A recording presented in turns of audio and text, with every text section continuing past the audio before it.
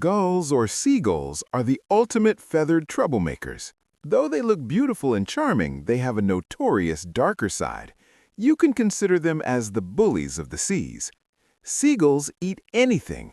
They eat plants, seeds, seaweeds, insects, worms, clams, mussels, fish, crabs, shrimps, frogs, lizards, rats, rabbits, squirrels, or any other small living animals. Sometimes they gulp a whole squirrel in one go. Not only living, but they eat dead animals too. They also eat ice cream, pizza, bread, or anything from the trash cans too. With such a flexible appetite, they don't need to fight with others for survival, but they want more.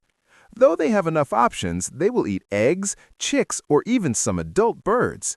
Seagulls fly around and catch fish and worms or any small sea creatures, but whenever they feel lazy, they fly and search for any other birds like puffins or terns that have caught some fish or clams well. A puffin is spotted by the beach. Now the gull goes to that puffin and threatens it to give him the fish it caught. If the puffin submits the food, it is spared. If it declines the offer, it is punished, kicked, and punched either yes or no. The fish is taken away from it, and in some cases, the puffin becomes the muffin. Seagulls emit bad guys vibes, so most of the time the birds just throw their catch and run away from there. But the story doesn't end here. The seagull secretly follows it and locates its nest. When the puffin goes to gather food again, the seagull devours all its eggs or newly hatched chicks and flies away. Seagulls even eat eggs and chicks of ducks. If you have watched the mating video, you may understand the pain of a female duck to lay that chick, and the gull swallows that chick in one go. Not only other birds, many species of seagulls are cannibals, and they steal and eat other seagulls' eggs and chicks.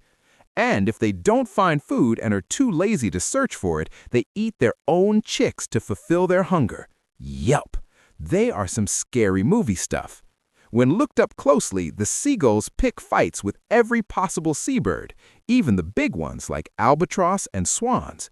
They even try to eat whales and sharks. When they come to the surface to breathe, they peck hard, make wounds, and take a small chunk of flesh from their body too. They are straight-up bullies that threaten other birds and forcefully snatch the food from them. A report from the UK shows that around 70% of coastal tourists have experienced food theft from seagulls, and around 20% were attacked by seagulls while trying to steal the food. So in short, seagulls can be charged for thieving, robbing, assault, deception, property damage, vandalism, bullying, extortion, child abduction, and many more. Crimes. If you thought slavery existed only in humans, you have no idea how nature works. These ants are known as Polyorgus or Amazon ants. They are considered the mob bosses of the ant world. The seagulls just stole a few eggs and chicks, but these sopranos steal the whole colony of ants and keep them as slaves. And they've been doing it for at least 5 million years. Yup, you heard me right. The slave-making tradition of these ants dates back to at least 5 million years, and with this long slave history, they are so dependent on slaves. If you remove the slaves from this colony, all of the Polyorgus will die of hunger because they don't know what food is, how to gather it, or even how to eat that food. They all are fed by the slave ants. The Amazon ant colony consists of worker ants and a queen. The queen takes the responsibility of laying eggs, but doesn't know how to raise them, so they need the slaves to raise the kids too. The workers are the security guards as well as the raiders. Except guarding and raiding, they don't know anything else. They don't clean the area or stock the food for winter. They just attack other ant colonies and defend theirs when attacked by intruders. So food gathering, house cleaning, babysitting, and feeding all is done by slaves. When the slave ants' population decreases, the workers set for all-out war to create more slaves, and the most favorable ants are the Formica ant species. First of all, 1 or 2 scouts are sent to locate the nearby Formica colony. When the scouts return, they tell the raiders the location of Formica and the size of that colony. Now the game is on. Hundreds of Amazon ants march into the battle with their razor-sharp teeth or mandibles. Once they reach the location, the battle signal is given to the troops. The troops then swarm the battle territory with brute force. If there are around 5,000 Formica ants in that colony, around 500 Amazon ants can easily overwhelm them. They chase the whole colony away and kill the defender. Formica ants, it's like a tiny version of Ocean's 11, but much more violent. Then they enter the eggs chamber. They don't steal food or anything else because they don't even know what food looks like. They just snatch up the Formica pupae and take them back to their home base. Taking turns, around 14,000 pupa are stolen in one heist. After the heist is complete, they put all those pupa in the care chamber where previous slaves tend to them and help them hatch. Once the stolen pupa hatch, they are brainwashed with some pheromone into thinking that the Polyorgus are their real relatives. From the day they hatch, they dedicate their life to the colony. Since Formica ants are worker ants, they gather food, clean the area, feed the Polyorgus, expand the nest, and take care of the eggs and hatch them. The Amazon ants just sit back, relax, and let the Formica slaves do all the heavy lifting. They are personal, unpaid slaves for the Amazon ants, and they are so much brainwashed that they will die working tirelessly for those Amazon ants. They will even fight against their own species if required. They give their life for Amazon ants, never realizing that they are being exploited for their entire life. And when the Formica worker population starts to decrease, another heist is done and more slaves are added to the colony. Orcas, commonly known as killer whales, are apex predators of the ocean.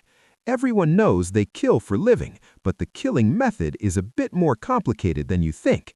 When orcas find small animals like penguins, otters, seals, or dolphins, they toss them in the air. They start playing with them either like volleyball, tossing to each other with fins, or like a football, kicking them with their strong tails. They even throw them at a long distance and see if they can still swim. The process continues until the prey dies of exhaustion and pain. Now I understand what Mom meant when she said it's bad to play with food. Some may say it's not that bad. They can do anything with the food they eat. But here's the catch. In several cases, the orcas play balls with those creatures, kill them, and then leave them. After they die, they don't eat that food. They kill just for the sake of fun. Then they search for another animal to play with. Some of my viewers who have watched these videos may not feel sorry for dolphins or otters, and I won't blame you for that. But some other small animals suffer from the orca's game of death. You may know by now that these animals are among the worst when it comes to mating. If you haven't seen the mating part, see that video after watching this. But mating is not the only case when they act like criminals. Their whole life is a combination of deception and fraud. Sea otters are bullies, just like seagulls. They threaten everyone around them, even the sea urchins. The otters are lazy animals and want free food. If a sea otter sees an octopus or a lobster carrying some fish or clams, it will snatch that fish from them and even harass them. If they still resist to give the food, otters will resort to fighting and biting, and in some cases the otter will eat them first and then take the fish to eat later. Male sea otters are highly territorial. They defend their land by any means possible. They are so territorial that if any animal or bird sits on their territory, they will chase them away immediately. If any other otter sits there by mistake, it's a death match. They even have their favorite spots, like big rocks. If a small otter is found sitting on that rock, the owner of that rock will bully him, harass him, and even bite him. There are many cases of baby otters being bitten and injured just because of that. It may seem natural to chase away someone from their land, but sea otters are far more cynical than that. If a sea otter feels hungry and is lazy to catch its food, it will see if any female has some food. Once it finds a female and pup with some fish, it will instantly hold that puppy hostage and threaten the mother to give him that food.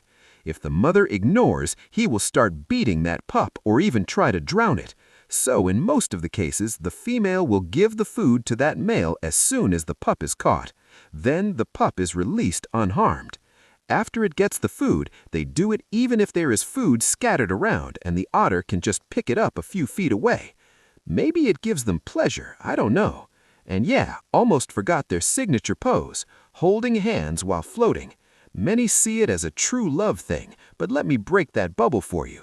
They hold hands so that they won't drift away. That doesn't have anything to do with love or care. It's not a crime, but I felt like I should clear this confusion. These are among the most loved animals on the planet. They look like toys and people like them a lot.